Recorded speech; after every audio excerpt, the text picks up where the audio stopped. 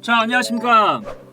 4월 12일 월요일이죠. 월요일날 또 산뜻하게 또 시작하는 하루 되시길 바랍니다. 자, 11시 10분 가리키고 있습니다. 오늘 월요일장에서 가장 특징 있는 섹터는 단연코 LG화학과 SK이노베이션 관련된 부분이 되겠죠. SK이노베이션은 후발주자적인 성격입니다. LG화학은 선발주자에 대한 부분이죠. LG화학에 있던 기술진들이 SK이노베이션으로 갔었고, 거기에 대한 기술력과 인력이 SK이노베이션으로 갔기 때문에 분쟁이 됐고, 그 분쟁에 대한 해결이 주말 때 2조 원 가까이 된 금액으로 합의건이 됐기 때문에 후발주자 입장에서 봤을 때는 굉장히 탄력적인 부분이 되는 거고, 선두주자 입장에서 봤을 때는 그래도 지적보호재산권에 대한 부분, 인력 유출에 대한 부분을 어느 정도 방어할 수 있는 부분이 되기 때문에 양사 간의 입장 차이는 조금씩 있겠지만서도 그래도 뭐 전체적인 부분 봤을 때는 나쁘지 않은 결과다,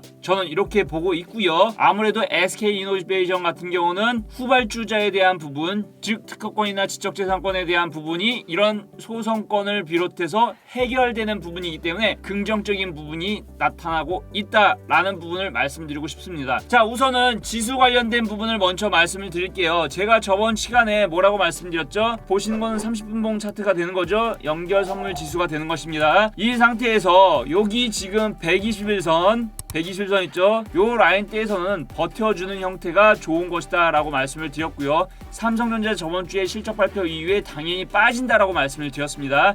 그 이후에 기간조정적인 성격이 조금 필요로 해보여요. 이런 식의 모양이 오히려 나오는 게 좋겠다, 이번 주에는 이런 흐름이 나오는 게 오히려 더 낫다는 거 말씀드립니다. 그러면서 만약에 제가 원하는 방향대로 해서 이렇게 그림이 그려진다고 하면은 여기 선 보이시죠? 기존의 추세 하단으로 작용되던 부분들이 이제는 저항 라인으로 작용을 하는 겁니다. 그렇기 때문에 추세를 이렇게 돌리는 이중바닥성 흐름이 나오면은 오히려 더 좋다. 그러면서 당분간 지수가 만약에 이런 이중바닥성 흐름이 나오면서 지수가 상승을 할 때 요 라인 때는 저항으로 작용을 했기 때문에 이렇게 저항 라인으로 오면은 여기에서는 지수는 조금 밀릴 거고, 다시 또 밑으로 오면은 다시 또 이런 형태, 이런 식의 그림이 그려지지 않을까라고 생각이 듭니다. 이렇게 하나의 추세가 또 나온다는 얘기죠. 저는 이런 가능성에 대해서 생각을 하고 있다라는 부분을 말씀드리고 있고요. 지수는 이렇게 조금 이제 등락 과정을 거치는데, 저번 주에 제가 뭐라고 했죠? 개별주 장세에 대한 부분이 나올 수가 있다. 코스피보다는 코스닥 시장에 수급이 몰릴 수밖에 없다. 왜? 시장은 죽일 수가 없는 위치에 있고, 기간조정적인 부분이 나온다고 하면은 당연히 개별주에 대한 부분을 봐야 된다 라고 말씀드리면서, 대신에 제가 조선 섹터에 대한 부분은 긍정적으로 보고 있다 라는 부분을 저번주 금요일장에서도 말씀드린 거 있다는 거. 자, 저번주에 조선 섹터에 대해서 다시 한번 말씀드렸죠. 그리고 제가 조선 섹터를 굉장히 많이 말씀을 드렸습니다. 제 채널 보시면은 뭐 여러분들이 잘 아실 것 같고요. 조선 섹터를 말씀드리면서 어떤 거 나와있죠? 하이로 코리아에 대한 부분 나와 있죠. 그 다음에 바이든 정책 관련된 부분,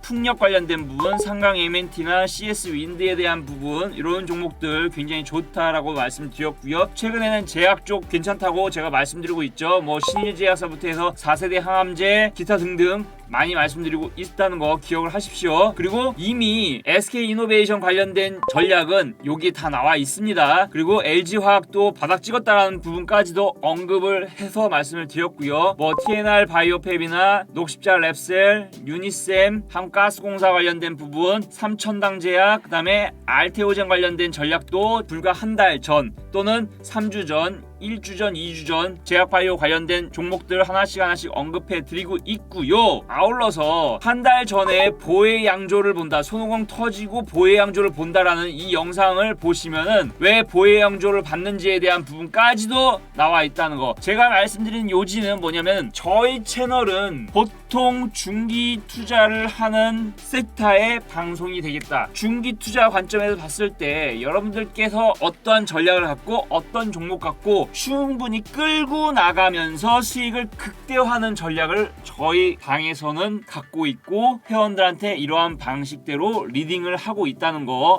잠깐 홍보의 말씀을 드렸고요. 오늘 단 한 가지, 최근에 10년 만기 국채 수익률 관련돼서 시장이 조정이 나왔었죠. 10년 만기 국채 수익률이 지금 1.75까지 갔다가 1.65까지 와 있는 상태죠. 당분간 박스권으로 이루어지는 겁니다. 여러분께서 생각을 하셔야 될 게 뭐냐면은 미국의 10년 만기 국채 수익률이 지금 기존 대비 살짝 조정이 나왔다고 해도 시장 참여자 입장에 봤을 때는 아직까지도 높은 거 아니냐라고 생각할 수 있어요. 근데 10년 만기 국채 수익률은 안 죽어요. 제가 이 시간을 통해서 많이 말씀드렸다시피 10년 만기 국채 수익률, 즉 리플레이션 관련된 부분은 물론 섹터별로는 차별화에 대한 부분이 나올 수가 있겠지만서도 10년 만기 국채 수익률이 오른다고 해서 시장 빠지는 거 절대 아닙니다. 여러분들께서 분명히 그 점을 알고 계셔야 돼요. 우려에 대한 부분을 왜 생각을 하는지 모르겠지만서도 아마도 외국인들 또는 기관들이 포트폴리오를 재구성, 리뉴얼 과정에서 봤을 때 어떤 섹터에 대한 부분은 차익 실현 매도가 나온 거고 어떤 섹터는 오히려 반대로 올라간다는 얘기죠. 이런 부분들은 중기 또는 장기적인 관점에서 봤을 때 굉장히 중요한 부분이기 때문에 단기적으로 10년 만기 국채 수익률이 쉬는 과정이라고 해도 경기 민감 섹터에 대한 부분들은 여전히 양호한 흐름이 나오는 것입니다. 그런 와중에 쉬기 때문에 우리가 성장주 섹터를 바라봤을 때는 낙폭과에 대한 부분에 대해서 한 번 정도 쳐 올리는 상태의 종목별 순환 과정이 이루어진다. 이런 부분을 염두해 두시고 여러분께서 시장에 참여를 하셔야지만이 맞는 것입니다. 자, 일단 여기까지 말씀을 드리고요. 종목 보면서 말씀드리도록 하겠습니다. 오늘의 가장 핫한 종목은 SK이노베이션. 앞서 서두에서도 좀 길게 말씀을 드렸죠.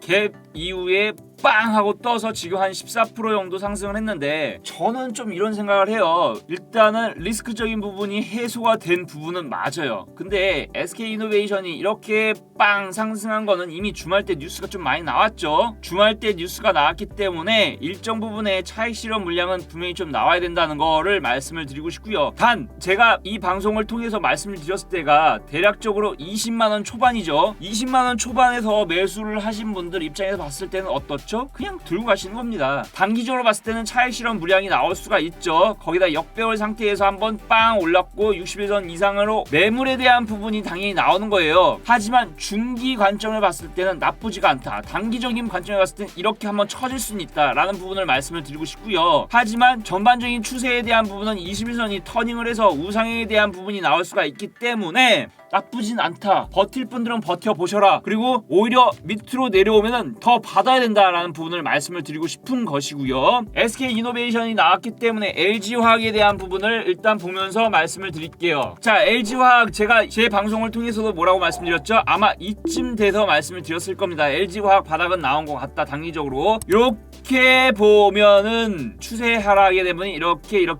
이렇게 나오고 있죠. 하지만 아래서부터 해가지고 추세에 대한 부분, 그 다음에 장기 이평선에 대한 부분을 한번 깼지만서도 깬 부분에서 반등이 일어나고 있는 형태의 그림이 되는 거죠. 하지만 추세를 봤을 때는 이런 식의 모양이 나온다는 거 여러분들께서 기억을 하셔야 됩니다. 대략적으로 80만원 후반대로 가면은 LG화학은 역배열에 대한 60일선하고 맞부딪히는 구간이 되기 때문에 여기에서는 당연히 매물이 나와서 다시 한번 처질 흐름이 나올 것이다. 하지만 1 들어왔을 때 여기 2에 대한 부분 지켜줘야 되겠죠. 이런 흐름이 나온다고 하면 LG화학은 당분간 다시 100만원을 보러 갈 수 있는 그림이 나올 수 있겠다. 최근의 저점 77만 5천원 라인대, 이 라인대를 이탈하면 어떻게 되겠죠? 70만원까지 빠질 수도 있다는 거는 여러분께서 생각을 하고 들어가셔야 된다는 거. 당분간 기간 조정이 나올 수가 있다라는 부분을 말씀을 드리고 싶은 거고요. 저는 SK이노베이션, LG화학도 물론 좋겠지만서도 여전히 조선주에 대한 부분을 여러분들께 많이 말씀드리고 있고요. 제 회원들한테도 말씀 많이 드리고 있다는 거를 아셔야 될 것 같습니다. 현대, 미포, 조선 뭐 이렇게 지금 우상향에 대한 기조가 깨진 게 없죠.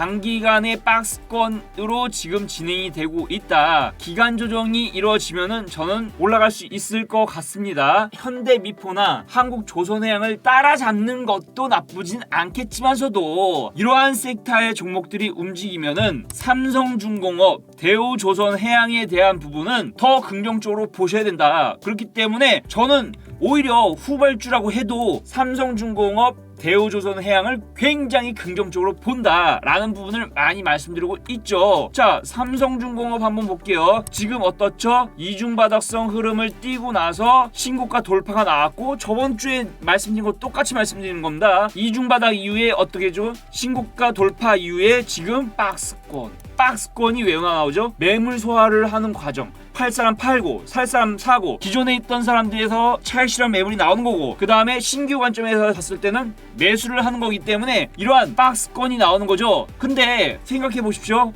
박스권 조정 이후에 신고가 돌파 이후에 박스권 조정이란 말이에요. 그러면 매물 소화 과정을 거치면 어떻게 될까요? 당연히 이렇게 또 날아가겠죠. 아주 쉬운 거예요. 주식은 발주를 지속적으로 받고 있고 작년에 발주 받았던 거를 올 상반기 안에 1분기 안에 모두 다 목표에 대한 부분을 채웠고 아울러서 하반기로 가면 갈수록 카타르권에 대한 대형 발주권이 살아있죠. 거기다 러시아 쪽 어떻죠? 지금 수에즈 운하 막혔잖아요. 에버그린호 때문에 막혔잖아요. 그렇기 때문에 러시아에서 어떤 거를 진행하고 있습니까? 수에즈 운하 대신에 북극 항로를 이용을 해라. 그러면 더 빨리 아시아에서 유럽까지 더 빨리 갈 수 있다. 손짓하고 있잖아요. 북극 항로에 대한 개척을 하려고 하면은 쇄빙선이 필요하죠. 북극 항로는 얼음이 얼려져 있기 때문에 쇄빙선, 즉 얼음을 깨면서 가는 이런 기술력이 바탕이 돼야지만이 항로를 이용할 수 있죠. 근데 쇄빙선 관련된 부분은 우리나라에서 조선 3사가 다 이 기술력을 갖고 있고 대표적으로 대우조선해양이 기술력을 제일 많이 갖고 있죠. 삼성중공업 당연히 쇄빙선 관련돼서 발주도 받고 있고 기술력 갖고 있죠. 그럼 당연히 뭡니까? 이런 이슈가 살아있고 카타르권, 러시아 수주권이 있다고 하면은 삼성중공업, 대우조선해양 못 갈 이유 없는 거 아니겠습니까? 그렇기 때문에 강조를 해서 말씀드리고 있는 것이고요. 조선 3사 외적으로도 조선 기자재 업체에 대한 부분을 제가 말씀을 많이 들었습니다. 하이로코리아 대표적으로 말씀드렸고 개미군단 종목으로 한 종목 일전에 나간 종목이 있는데 그 종목도 조선 기자재 관련된 부분이고 아울러서 저희 회원들이 갖고 있는 종목 중에서 LNG 본행제 관련된 종목은 가장 큰 핵심 수혜 종목이 되는 것이라고 제가 아마 한 달 전에도 말씀드렸고 여전히 저희 회원들은 본행제 관련된 특허를 갖고 있는 종목에 대해서 강력하게 갖고 있고 홀딩하고 있고 오히려 신규 회원 들어오시면 또 매수하라고 말씀드리고 있다는 거 여러분들께서 기억을 해주셨으면 좋겠고요. 이 시간을 통해서 많이 말씀드리지만서도 바이오 관련된 종목들, 자 오늘 같은 경우는 바이오 종목 중에서 ABL 바이오 좀 좋았죠. 근데 오늘 지금 따라잡으면 안 됩니다. 대략적으로 22,000원 오늘 갭 상승 일어났는데 갭 메꾸는 흐름 보고 22,000원 이하에서는 매수를 할 수 있는 영역이다 라고 저는 보고 있습니다. 왜? 낙폭과대 이후에 반등 일어나고 있는 거잖아요. 반등 이후에 다시 이평선 역별에 대한 부분이 있기 때문에 올라갔다가 당연히 빠지는 겁니다. 빠지는 거예요. 대신에 22,000원 라인대 이하에서는 한 번 정도 매수를 해서 모아나가는 과정도 나쁘지 않다라고 말씀을 드리는 겁니다. 근데 ABL 바이오를 필두로 해서 바이오 업종들은 대부분 역배열이죠. 경기 민감 섹터의 대표적인 현대미포조선, 한국조선해양, 삼성중공업, 대우조선해양 어떻죠? 오히려 신고가 돌파 이후에 박스권 횡보가 되고 있고 역배열보다는 정배열화돼서 오히려 더 치고 나갈 수 있는 종목들이 이런 섹터의 경기 민감 섹터가 되는 거기 때문에 당연히 바이오 종목도 좋은데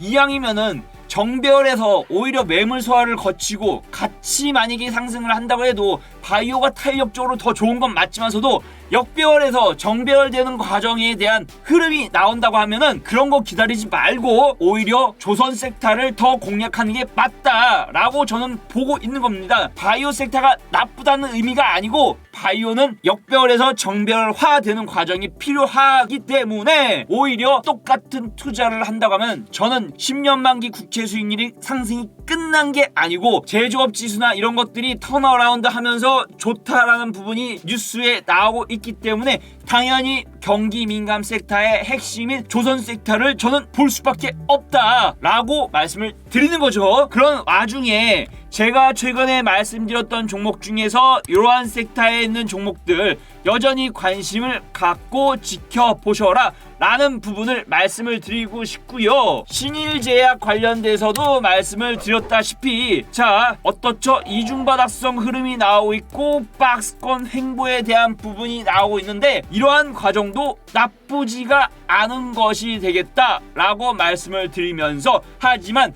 역별에서 정별화되는 과정이기 때문에 상승했다가 눌리고 이런 과정이 당분간은 필요로 한다. 그렇기 때문에 우리나라 시장도 이러한 과정을 거칠 것이지만서도 조선주나 경기 민감 섹터에 대한 부분 많이 올라간 종목들 따라잡으라는 얘기가 아니고 올라간 다음에 눌렸을 때 눌리고 오히려 박스 횡보 신고가 돌파 이후에 눌리는 건 당연한 거고 당연한 상태에서 매물 소화를 이렇게 잘 거치는 종목들이 시장에 많이 보이기 때문에 말씀을 드리고 있다는 거. 여러분들께서 매매를 할 때에도 이러한 말씀드리고 있는 내용들을 활용을 해보셔라 라는 것도 하나의 팁으로 드리고 있다는 거. 그렇기 때문에 저는 이런 종목들이 오히려 향후에 더 부각이 될 것이다 라고 말씀을 드리는 거고요. 바이오 섹터 종목들 1월달부터 3월달까지 주르륵 흘러내린 과정은 적어도 일단락된 부분이 있기 때문에 빠질 때는 분할 매수 관점으로 지켜보시면서 바이오 종목들도 접근해 보셔라